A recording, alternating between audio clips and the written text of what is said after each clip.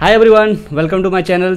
इस वीडियो में हम बात करने वाले हैं फुल डिटेल अबाउट आईपीओ और ये वीडियो को अंत तक जरूर देखें क्योंकि इस वीडियो में बहुत से वैल्यूएबल नॉलेज देने वाला हूं मैं आईपीओ के बारे में। तो चलिए स्टार्ट करते हैं।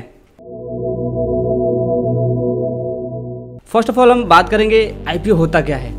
देखिए, कोई भी न्यू कंपनी अगर मार्केट में लिस्ट होना चाहती है तो उसको सबसे पहले आईपीओ इशू करना पड़ेगा। अब उसके लिए क्या है कि मान लीजिए कोई XYZ कंपनी है, वो स्टॉक एक्सचेंज पे लिस्टेड होना चाहती है या उसे फंड की ज़रूरत है, या तो बैंक के पास जा सकती है या तो पब्लिक के पास जा सकती है।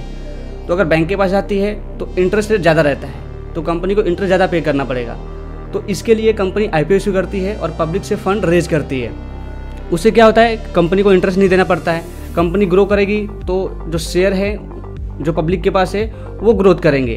तो मीन्स इन सिंपल लैंग्वेज, कोई भी XYZ कंपनी अगर मार्केट में न्यू है और अपना बिजनेस को एक्सपांड करना चाहती है तो उसे फंड की ज़रूरत पड़ती है, तो आईपीओ इशू करते हैं। ओके, देन हम नेक्स्ट बात करेंगे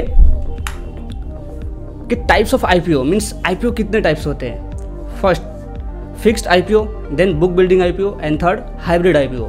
अब फिक्स में क्या है, देखिए फिक्स में क्या है कि मान लीजिए मैं किसी कंपनी के आईपीओ को सब्सक्राइब कर रहा हूँ, तो उसमें क्या है, उसकी प्राइस मुझे ऑलरेडी मालूम रहेगा कि हाँ ये XYZ कंपनी है, उसकी प्राइस 100 है, तो मैं उस 100 के प्राइस के ऊपर बिड करूँगा।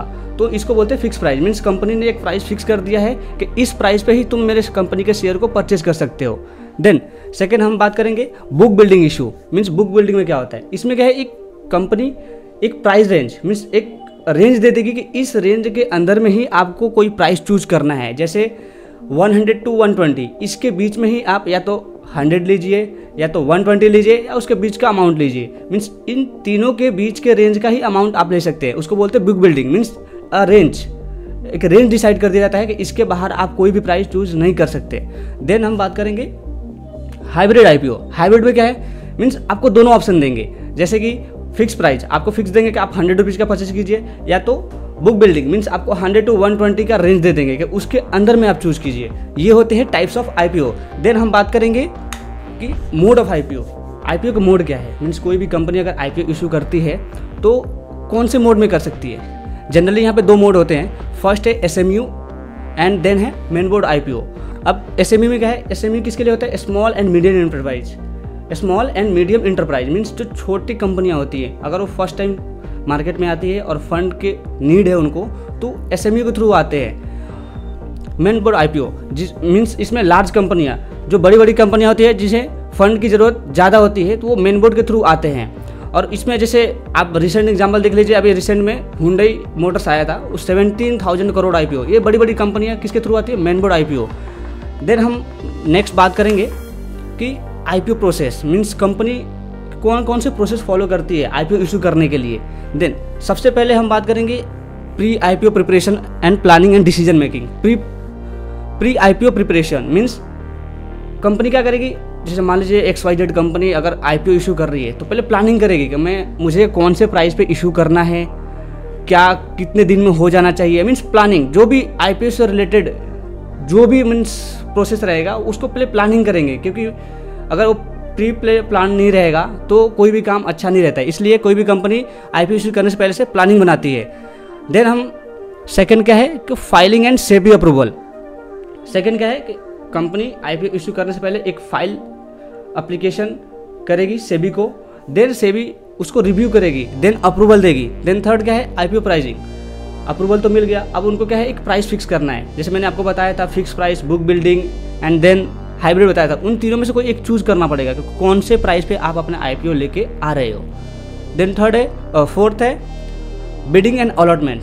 अब आईपीओ का प्राइस फिक्स हो गया है, फाइल एप्लीकेशन हो गया है, प्लानिंग वगैरह सब हो गया है, तो बिडिंग, अब मुझे आपके कंपनी के शेयर को परचेज करना है तो मैं बिड करूँगा कि मुझे आप 100 में दीजिए, 200 में दीजिए, या जो भी प्राइस है, जो भी प्राइस पे आप इशू कर रहे हैं मैं उस पर बिड करूँगा। देन आप मुझे अलॉटमेंट दोगे, मीन्स जो कंपनी आईपीओ इशू कर रही है वो अलॉटमेंट देगी।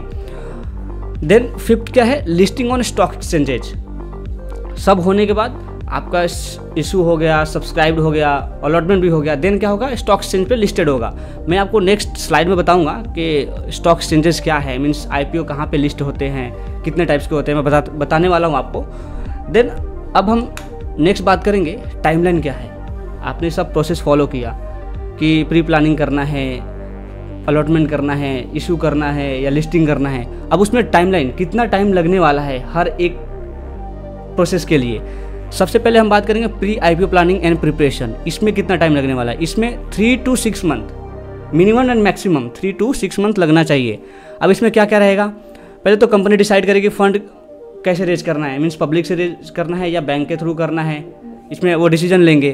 तो देन सेकेंड है hire investment banker and legal adviser. Second means वो कोई इन्वेस्टमेंट बैंकर, जो बड़ी बड़ी बैंक रहती है ना, तो क्या है कंपनी उनको हायर करती है कि जो भी फाइनेंस का काम है वो देखे। देन थर्ड है फिनेंशियल एंड लीगल कंप्लायंस। अब आईपीओ तो इशू कर रहे हैं, स्टॉक मार्केट में आ रहे हैं, तो उनको लीगल कंप्लायंस भी फॉलो करना पड़ता है। तो उनके लिए क्या है कि the company audit it's financial and ensure it's may be SEBI eligibility. अब इसमें क्या है, सेबी के एलिजिबिलिटी को उनको क्लियर करना पड़ेगा। जो भी प्रोसेस वो बताएंगे कि हमें ये फाइल एप्लीकेशन चाहिए, मीन्स जो भी प्रोसेस रहेगा उनको फॉलो करना पड़ेगा। देन सेकंड क्या है, SEBI filing and approval. Means आपने एप्लीकेशन फाइल कर दिया सेबी को, तो अप्रूवल कितना टाइम में हो जाना चाहिए? फाइलिंग एंड अप्रूवल तो 1 or 2 मंथ्स के अंदर हो जाना चाहिए ये सब। उसमें क्या क्या रहेगा?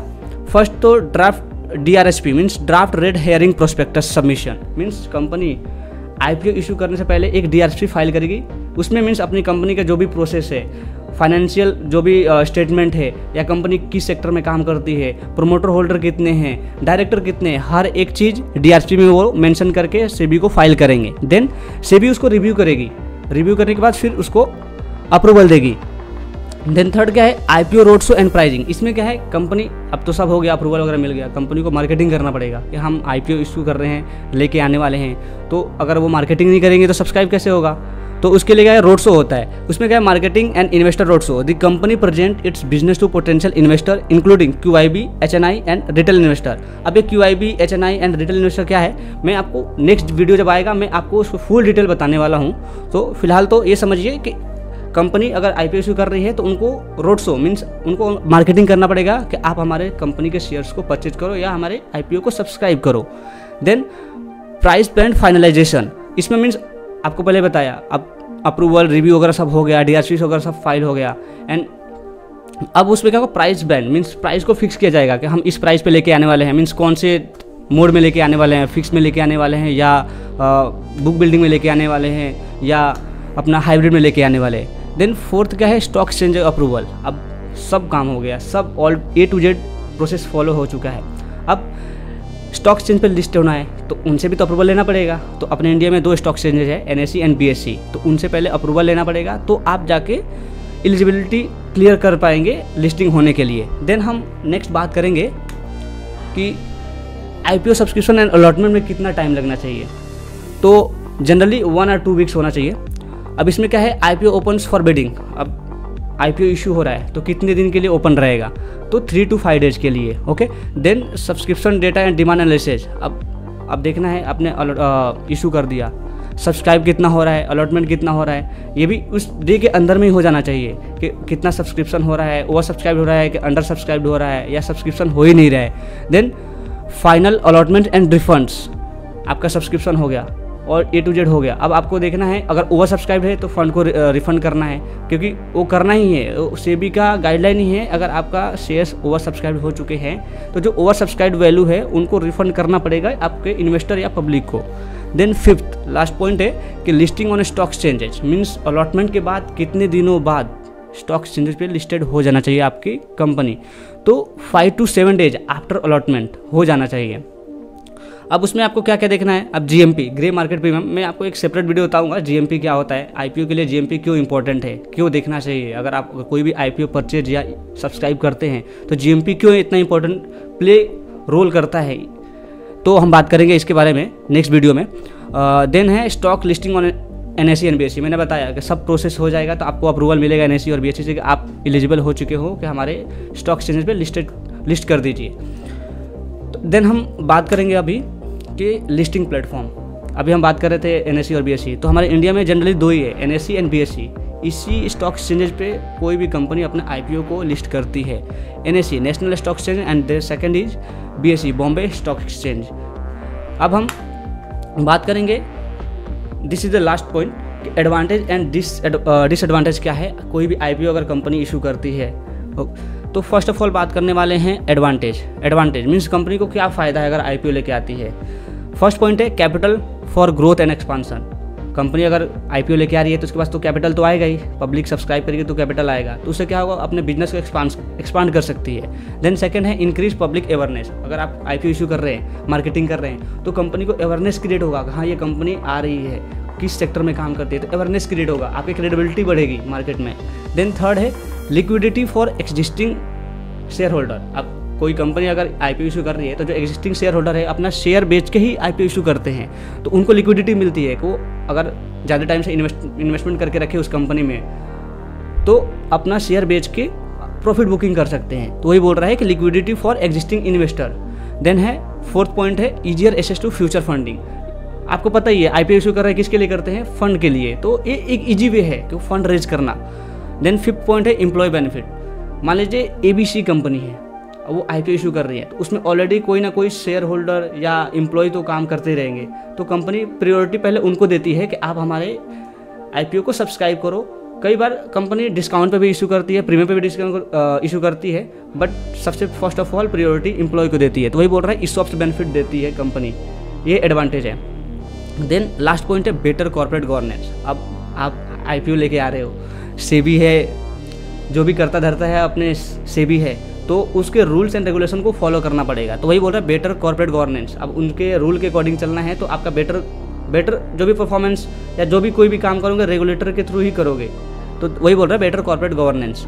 अब हम बात करेंगे डिसएडवांटेज क्या है। अब एडवांटेज तो देख लिया, अब डिसएडवांटेज कोई ना कोई चीज़ का डिसएडवांटेज होता ही है। तो फर्स्ट पॉइंट है हाई कॉस्ट मीन्स ज़्यादा एक्सपेंसेस इसमें ज़्यादा होंगे, क्योंकि मार्केटिंग करना पड़ेगा, इन्वेस्टमेंट बैंकर को हायर करना पड़ेगा, बहुत से अलग अलग प्रोसेस है, फाइलिंग के लिए फीस पे करना रहेगा, तो हाई कॉस्ट है, हाई कॉस्टिंग लगता है। देन टाइम कंज्यूमिंग, टाइम भी इसमें ज़्यादा लगता है। आपको बताया 3 to 6 month, 4 to 6 month, 2 weeks 3 weeks, आपको मैंने प्रोसेस में बताया कौन से टाइम में कितना टाइम किसके लिए लगता है। देन सेकेंड पॉइंट है increase regulatory and compliance burden.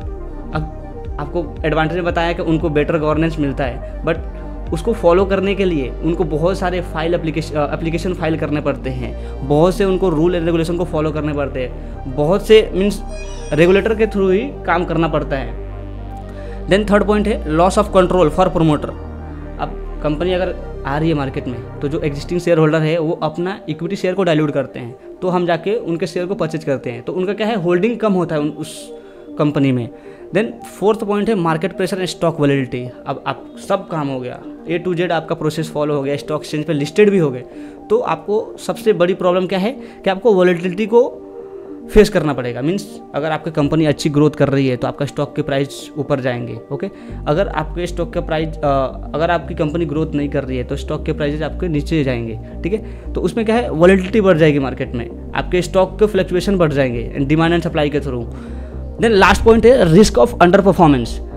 अगर आपकी कंपनी काम अच्छी नहीं करेगी या रिपोर्ट अच्छे नहीं देंगे तो परफॉर्मेंस अपना अच्छा नहीं दिखा पाएगी मार्केट में। तो ये था आपका फुल वीडियो ऑन आईपीओ कि आईपीओ के बारे में कि क्या होते हैं आईपीओ, एडवांटेज क्या है, डिसएडवांटेज क्या है, क्राइटेरिया क्या है और टाइमलाइन कितना है। मैंने A to Z कवर किया है इस टॉपिक में। अगर आपको कुछ डाउट है इस टॉपिक से रिलेटेड तो आप कमेंट सेक्शन में ज़रूर पूछिएगा, मैं उसका आंसर नेक्स्ट वीडियो में देने वाला हूँ। ये तो पार्ट 1 था, पार्ट 2 वीडियो भी आने वाला है कि SME और मेन बोर्ड के क्राइटेरिया क्या है, मीन्स उसके जो भी A to Z डिटेल्स रहेंगे मैं आपको नेक्स्ट वीडियो में कवर करने वाला हूँ। तो ऐसे ही इन्फॉर्मेटिव वीडियो के लिए चैनल को सब्सक्राइब ज़रूर करें, ज़्यादा से ज़्यादा इस वीडियो को शेयर करें ताकि लोगों के पास पहुँचे, और बेल आइकन को दबाना ना भूलें ताकि आने वाले हर एक अपडेट्स या नोटिफिकेशन आपको आते रहें। Thank you for watching.